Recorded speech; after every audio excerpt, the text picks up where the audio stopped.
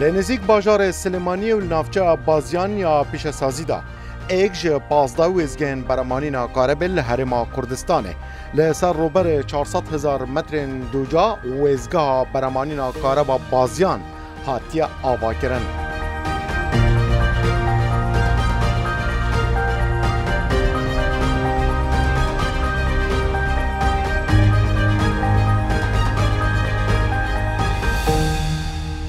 افویزگاه برمانی کارابا بازیانه کو بریارش برمانی 1205 مگاوات کاربه بگه 1500 مگاوات کاربه. افویزگاه که مدرنه لنزیک باجار سلیمانی لنافچه بازیان کو 1205 مگاوات کاربه برهمتینه. افویزگاه 128 جکاره به آنکو جی الکتریکا حریم کردستانه برهمتینه. افویزگاه هنه به گازا سروشتی که 212 هیا 240 میلیون پیسی جا جوی گازا که حریم کردستان برهمتینه دیگه الکتریک. افویزگاه بازیان یکیش ویزگاهن گلی که گرنگه دناوا پروژه حریم کردستان پروژه روناکی. از دلرتری ما بیناریم برنامه میدین کردستان لگل مبن امی نشانی ها بیدین که چا ویزگاه بازیان الکتریک برهمتینه.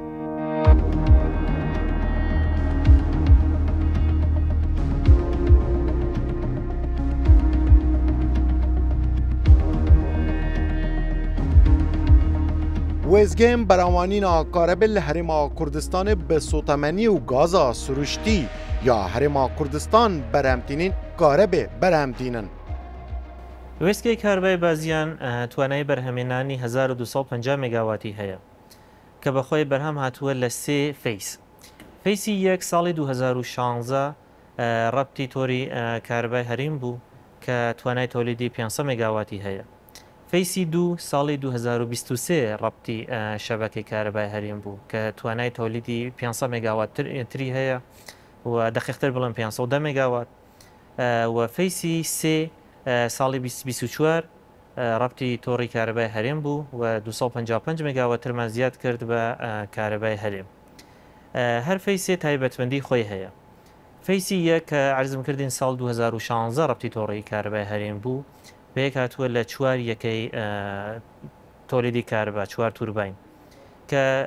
لەلایەن شەریکەی جیۆ دروست کراوە مدلی دقیقی مدلی 9 و هەر یەکێک 125 مگاوات توانایی تۆلیدی هەیە. فیسی دو که سال 2023 ربطی تۆڕی کاربای هەرێم بوو و عرضم کردن 510 مگاواتمان زیاد کرد. هەر یەکێکی توانای تۆلیدی 255 مگاواتی هەیە ئەویش لەلایەن شەریکەی جیە و مدلی توربینەکان 9F بۆ بینەرە بە ڕێزەکان بۆ ئەوەی کە باشتر تێبگەن کە جیاوازیان چییە وەکو ئەوەیە کە ئێمە ڕاستە هەمویان شەریکەی جین بەس مۆدلات و مواصفاتیان جیاوازە. بۆ نمونەوانەی عرضم کردنەوانەی فیسی یەک هەر کامیان 125 مگاواتن. ئەوانەی فیسی دوو کە بۆ ئەوڵین جار لە کوردستانە ئێمە هێنامان هەر کامیان توانای تۆلیدی 255 مگاواتیان هەیە بە چۆستێکی زۆر بەرزتر.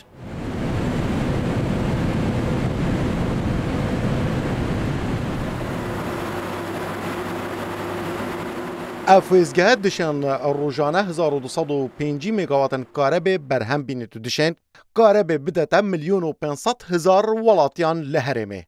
که کوریا اتو گوتت اما مشکی ویزگاه که چون اما مشکی ویزگاه که خب من باز کرد وەکو ئەرسانم کردی ئێمە گەرمە حتە وەکو مرۆڤ سێ بکەین ئێرە مێشکی مرۆڤەکەیە کەواتە ئێمە لەم ژوورەوە ئەتانین تەحەکوم بە هەمووی ئەم جسمە بکەین کە وێستگەکەیە. یعنی هەرچی شتێکی بچووک هەرچی شتێکی گەورە ڕووی بدە لەو وێزگەیە ئێوە دەبینن و دەتوان کۆنتڕۆلیش بکەن. هەر پارامتەرێ هەر شتێک لە هەر شوێنی لە مەحەتەکە تەنانەت دەرگاکانیش کە ئەکردنەوە داخرگن تێبۆ ئەم ژوورەوە لەم ژوورە برادرانەتانن بیوینن کە لێرە ئیشیان 24 ساعتیە 24 ساعت هەفرۆش هەفتە بەردەوامە چۆن بەرهەمێنانی کارەبا وەستانی نییە هەمیشە ژوورە ئیشی تیا کردێت و ئەمان لێرە تەحەکوم بە هەموو مەحەتاکە. ئەم ژوورە لە دوو بەش پێکاتووە. تەواو بەشی یەک کۆنتڕۆلی فیسی 1 و 3کەین کە 750 مگاوات بە کارەبا بەرهەمەهێنین و بەشی دشمان ها بەڵێ کە ئەو لایە لەو لایشەوە بۆ بەشی بۆ بڵێن بۆ فیسی دوو فیسی 4 لە داهاتوە ئیشەڵا کە لەو لاشە تەحەکوم بە 750 مگاوات ترەکەین.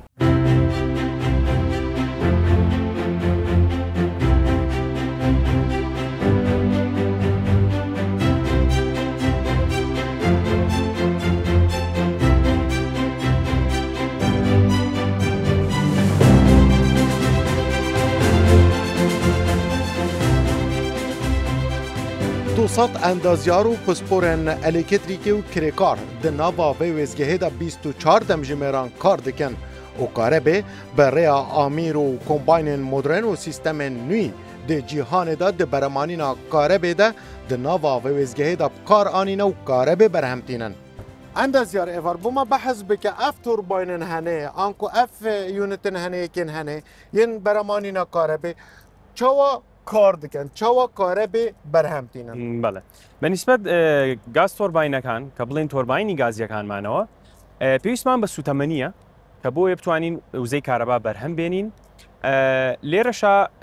اگوره به پی ورزکان حتی پلی گرمی دا بازید اما گاز تورباین کان من برمینانی که وزی زیاتریانه بید. اگر پلی گرمی برز بیتوا لهاوینا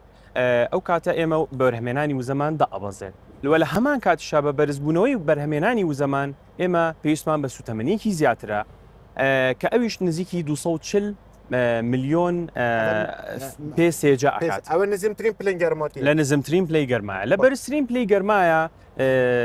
سوتمني دا ابازي برمنا بكارهناني سوتمني دا ابازي بو 212 مليون بيسيجا باش چوا كارت يعني بله فيسي كم وجوازي تشات بين فيسي كم ويدوم بله لفيسي كما ام بي لين كومباين سايكل واتا بيوس كردني گاز تورباین با لگل ستیم تورباینه. باش ستیم تورباین چه پیش تو بحثی که؟ بله ستیم تورباین تورباینه که لیره پیشمان به سوتمنینیه که تک کمباین سایکلا. باب چی شد؟ لرگی اگزوستی گرمی گاز تورباینه کان من بکاره هنینوا که لا اچارجیا که بویلری پیلن.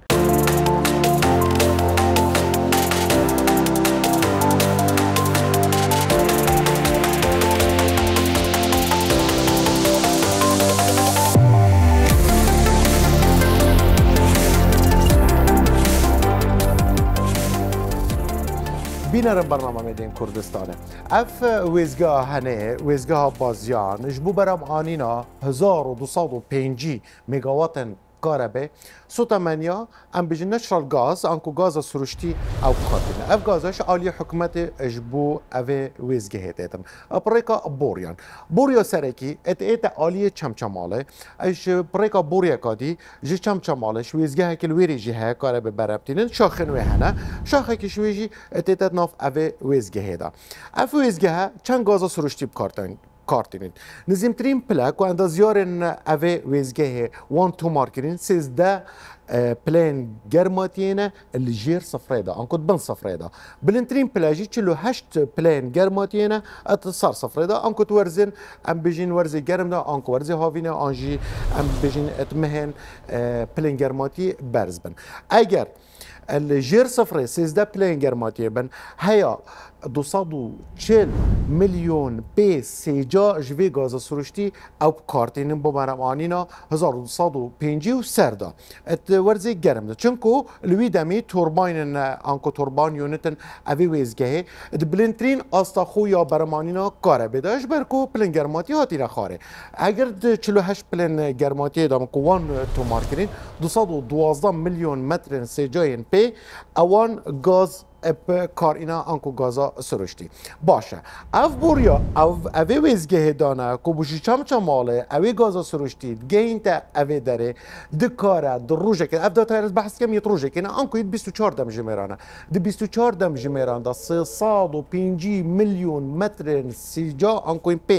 پی سیجا او گازی در روزه که دا دکارم پریا وی بوریا هنه و گویزن اف بوریا هنه اوش چماله دگیت اویره پریا سیستم که روبوتیک الکترونیک پیشکفتی همو داتا سانتیمتر به سانتیمتر متر به متر او دکارن کنترل بکن پریا وی کمپیوتری هر چه تشتک روی بدل سر اوی بوریا هنه دریجه یا 15 کیلومتر آنشی چمال حتی دگیت بازیان او دزانن هر تشتک روی بدل سر کمپیوتر انوان الفيرا الارمك ولا بدل باش مونيتورينج سر كمبيوتر انوان جروك انكو يندستال موبايل انوان هر دريكي و تيم سخبري اقدار بكنا بلاس امرجنسي بيجانا ويدري بزانن كا چروي دايا اتهمان دمدا افبور يعني 20 اینجا فرا انكو قطره و تهمان دمدا او اندازیارن سرکار کرین کارین 8 سانتی متر حتی 2 متران او بوریه بخنه الجر عردی اپریا هندک پوینتان ویره هنه دانینه دکارم بزاند ناف بینا چه پوینته که همجی داتای جی پی اس دقیق ین ورد دده اندازیاران و جراد بجن هر تشتک رو دابا نهال دم جمیر هفت و 45 دقیقه الوی داره دیاره جوتیاره کی کیلانه کریه پیچه کی نزیکی بوریه به الارمک دای اپریا جهازان هرن لبنرن و وی جوتیاریش آگادار کن یا وی کسی آگادار کن نزیکی بوریه نبه چکو مطرسیه تاك اوراس لا اما كبلر نورمال ايش هذا الميشن استیم توربینی هەڵما کە توانای تۆلیدی 255 مگاواتی هەیە و تایبەتمەندیەکەی ئەوەیە کە پێویستی بە هیچ سوتەمەنیک نییە هەر بۆ ئەنێرژیۆ بۆ گەرمایە کە لە ئەگزۆستی توربینە غازیەکانەوە دەرەچێ کاربە بەرهەمەهێنێت بە زۆر کورتی و بە زۆر سادە بیڵێ ئەو ئەنێرژیە ئێمە ئێن بە ئاوەکات گەرمی ئاوەکە بەرزەکەینەوە و بە یارمەتی و ئاوە گەرمە کاربا بەرهەمەهێنین 255 مگاوات تایبەتمەندیەکەی ئەوەیە کە کلۆز لوپێکی داخراوە ئاوەکە ئێمە بە فیڕۆ نادەین هەر ئاوە بەردەوام بەکارهێنین تەنانەت لە سیستەمی ساردکەرەوەکان هەر ئاوە بەکارهێنین.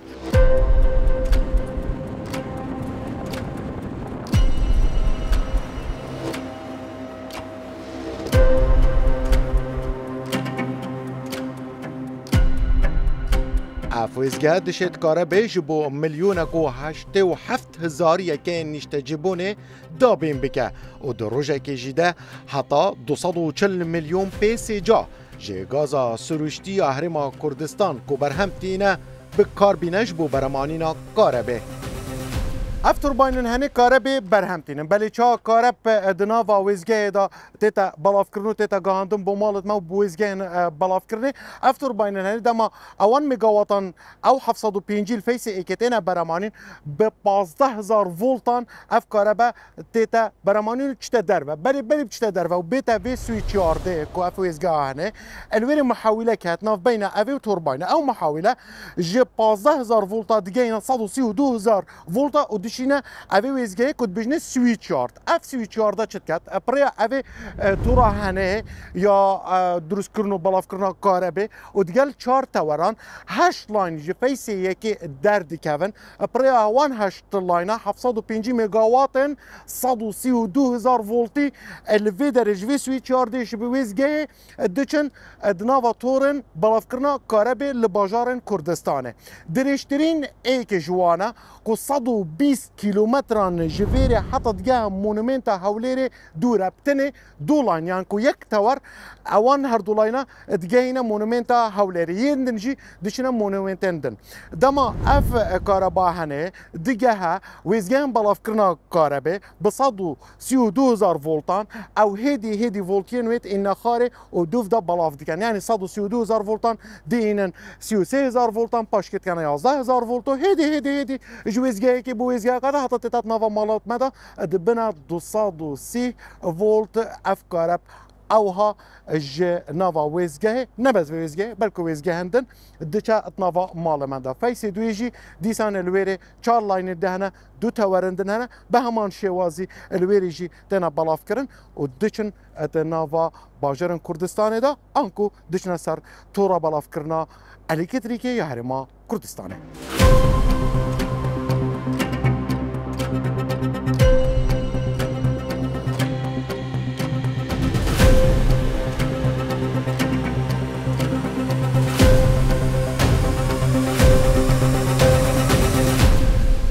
افویزگه همو رنماین سلامتی مروی یا اندازیار و کرکارن ویزگه دیگل رنماین پاراسنا جینگه لور سیستم جیهانی و رنماین جیهانی و عراق و کردستانه ده نوا ویزگه ها مدرین دا جی بجی کرنه باشه اندازیار بون بحثی سلامتی بکه سلامتی چوایت ناف بینا ام بیجین ویزگاه اوها کاره به یان جی پروژه که نیشته جیبونه یان هر تشتکی دی بید سلامتی جوازی فایل داره بله بچاو گرتنی او مترسی سلامتیانه که لوزگی چی کاربا بونی هیا یمش توانی مان لیر الحمدلله که خوانی برنامه آیزو 45 زاویه چین و هر وها توانی مان که یاسا برکاره سلامتی و ڕێنمایە سەلامەتی جیهانەکان لە ڕاستیدا جێبەجێ بکەین ناوێزەکەمانە لە ڕێگەی هێنانی بەرنامەی تەواوەتی و سیستەمێکی دروست و هەروەها ڕاهێنان بە ئەو کارمەندانی کە لێ لە کارەکەن. ئەتوانم بڵێم بە کۆی گشتی ئەلحەمدولیلا لە ڕێگەی لە ڕێژێکی زۆر باشای و توانیمانە یاسا و ڕێستا نێودوڵەتەکان جێبەجێ بکەین و جێبەجێکردنی شوکارەکانمان تا ڕادەیەکی زۆر باش یاسا سەلامەتیەکانی تیاجێکراوەتەوە شوکارەکان بە شێوازێکی سەلامەتی یەکەین. باش ئەف ژە ئالیە مرۆڤیە مرۆوی باشە ژینگەی چاوە لە ڕوو ژینگەییەوە گرنگە زۆرش گرنگە بابەتی ژینگەی چونکە بەڕاستی وێزگی کارەبای بازیان سیاسەتێکی تۆکمە و تەواوی پاراستن و چاکردنی ژینگەمانێ ئەم سیاسەتە بە تەواوەتی ڕەنگی داوەتەوە لە ئیشوکارەکانمانە هەر بۆ مەبەستش چونکە لە دەرەنجامی ئیشوکار و چالاکیەکانی وێزی کارەبای بازیانە کۆمەڵێک دەرهاویشتەی ژینگەیمانەیە جا چ ڕقی بێ یان شلی بێ یان غازی بێ هەموو ئەمانەی کە هەمانە توانیمانە بە سێ ڕێگا کۆنتۆڵی کەین یەک هەندێکیان جارێکی دیکە بەکاربێنینەوە و هەندێکیان محاولەکەین بەکارهێنان کەمکەینەوە و هەندێکی دیکەشیان جارێکیان بە هەندێک چارەسەرا بڕوە بۆ ئەوەی کە چی بکەین ئیسفادە لەو زێ بکەین و ژینگە پیس نەکە بەڵکو جارێکی دیکە ئەو پاشماوە و پاشەڕوانەکان بخەینە سووڕی ژینگە و جارێکی دیکە بەکاریان بێنینەوە.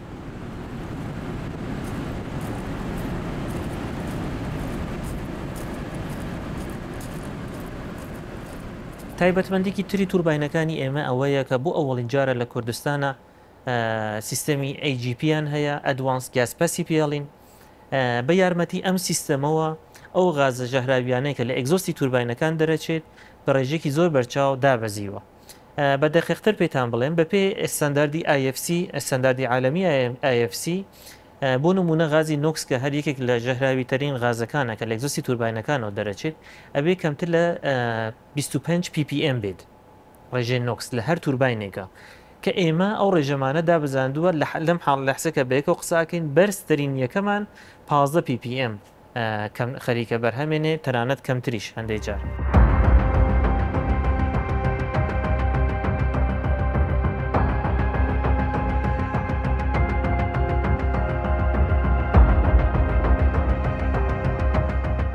سێ بەشێن بەرەمانینا کارەبێ di nava vê wêzgehê de hene her yek jî bi rêya qebarê kombaynên xwe dişê karەbê durust bike. Ev wêzgeha berεmanîna avê di nava wêzgeha di berεmanîna kareba baziyan de ev wêzgeha hene ava eşt û o safê dûrş hemû kanzeyekî û madeyekî di nava avê de berhemtîne ev wêzgeha hene ji ber du egera evê sîstema hene bkartîne di çar stêja da yekem ji ber nedruzbûna kilsî û duam dûr ji jengarê navawan pampa da ew ê diçin bû berεmanîna karebê anko helme ev wêzgehanê dikare di yek dem ji mêr de 105 metrên sêca yên ava saf ji êştoyê berhem bîne. Ev beşê wêzgehê bêso temenî kar dike û karebê berhemtîne. Ev sîstemekî nû ye divî buharî da. Karebê birêya germatiya egzozên kombaynan û avê dîsan karebê berhemtîne. ئەم محەتەی کە ئێسێمە لێوەستاین پێی دەوترێ یەکەی معالەجەکردنی ئاو سەرچاوی ئاوەکەی ئەم وەحدەیە لە دوکانەوەیە لە دوکانەوە بە بۆری دێ بۆ ئەم سیستەمەمان کە بە چەند فلتەرێک کە ڕوات بۆ بەرهەمێنانی ئەو ئاوەی کە پێویستمانە بەکاری بێنین لە محەتەیە. سەرەتا بە چوار فلتەرە ڕوات ناوی فلتەرەکان ئەگەر ڕوونی کەمەوە بۆ جەنابتان مەڵتیمیدیا فلتەرە لەگەڵ ئەڵترا فلتەرێشنە ریڤرس ئۆزمۆسیس فلترێشن لەگەڵ ئەم CDI-یانە کە بە بەرزترین کوالیتی هەر یەک چتکە سەرەتا بێمەمێفا ئەڕوات ئەم مەڵتیمیدیا فلتەرانە لێڵی ئاوەکە کەمەکاتەوانێ بە ڕێژەی لە 80 بۆ 90 پاشان ئەچێتە ئەڵترا فلتەرێشنەکانەوە کە لێرە هەمانەوەش بە بەرزترین کوالیتی ئیشی خۆیەکە ئەویش هەر ئیش لەسەر بەکتریا لابردنی بەکتریا و کەمکردنەوەی تربەتیتی ئەتوانین بڵێن لێڵی ئاوەکەیە پاشان دێتە ئەم ریڤرس ئۆزمۆسیس سیستەمانە کەوانیش بە هەمان شێوە بەرزترین کوالیتیان هەیە کە ئیش لەسەر لابردنی خوێ و ئایۆناتەکانی ناو ئاو دەکات تایبەت بۆ کلسینە تایبەتە بۆ خوێ ئایۆناتەکان ینی ڕێژەیەکی زۆر لە ئایۆنات و مینێڕاڵەکان و کۆنتامینێشنەکانی ناو ئاوەکە ڕیموڤەکات کە بە دوو ستیج بڵێ هەر ستیجێکیش پێکدە لە دوو بەش فێرست پاس first stage, first pass, second stage. پاشان second pass, first stage, second pass, second stage. باشه اف کومباین سایکلا او کاربه شهلما آوه درست که پیوسه 24 ساعت دا پیوسه چند آوه ئێمە حالن لەم سیستەمێکە خۆمانە ئێستا خۆمانیتیان 150 متر سێجا لە سعاتێکە ئەگەر بە فول کاپاسیتی ئیش بکات توانێت بەرەمێنانی هەیە ئیتر لە سعاتێکی شا ئەو 150 متر سێجا کە بەرەمێنین نزیکی 20 متر سێجایەک ئەچێ بۆ بەشی کۆمباین سایکل ئیتر ئەمە سێکولیشنەکات بۆ کەمکردنەوەی ڕێژەی لوسی.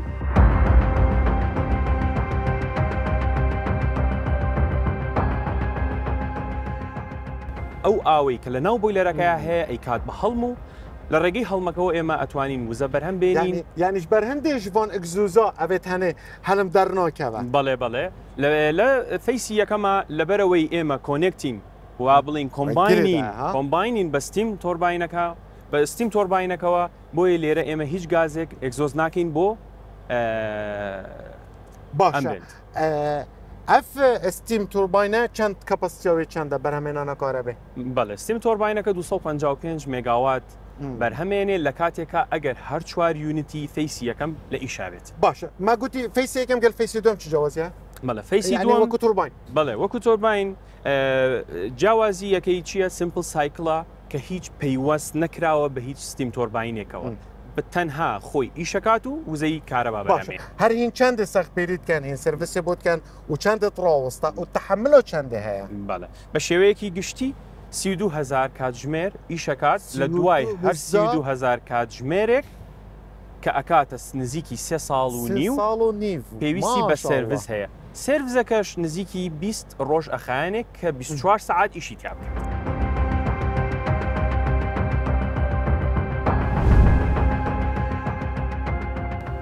تایبەتمەندیەکان ئەمێسکە ئەوەیە کە هەمووی تورباینەکانمان دووەڵ فیولن کەواتە توانای ئیشکردنیان بە دوو جۆر سوتەمەنی هەیە سوتەمەنی سەرەکی غازی سروشتیە و سوتەمەنی دووەمیان دیزەڵە لە حاڵەتی نەبوونی غازی سروشتیە ئێمە توانایی ئیشکردن بە دیزەڵمان هەیە بۆ ئەوەی کە هیچ کات بەرهێمێنان کارەبا نەوەستێت. تایبەتمەندێکی تر ئەوەیە کە ئفیشنسی و چۆستی تورباینەکانمان زۆر بەرزن لە سیمپل سایکڵە ئێمە فەیسی 1 134 چۆستی تورباینەکانمانە لە فەیسی 2 138 ئفیشنسی و چۆستی وحدەکانمانە و بە یارمەتی فەیسی سێمان کە ئەستیم تورباینە ئێمە ئەم ڕێژەمانە بەرزۆ کردووە بۆ 153 ئەلم لە حسەکە بەیەکە قساکەین خەریکی فەیسی چوارین کە ئیشەڵا کە فەیسی چوار داخڵی تۆڕی کارەبای هەریم بوو ئێمە ئەو 1250 مێگاوات تایم بکەنە 1500 مێگاوات و ئەو 153 چۆستیە تایم بکەینە 157 کە بە پێی ڕێژە عالەمیەکان ئەمە ئاخرین تەکنۆلۆژیایە کە هەیە و بەرزترین چۆستیمان لە هەموو عالەما هەیە.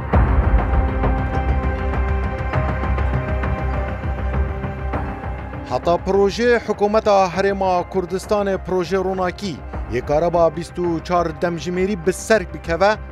دەوێت ئەف وێزگە بە بەردەوامی 1205 مێگاواتن کارە بێ بشینە دناوا تۆڕە بەڵافکردنا کارەبا نیشتیمانیدا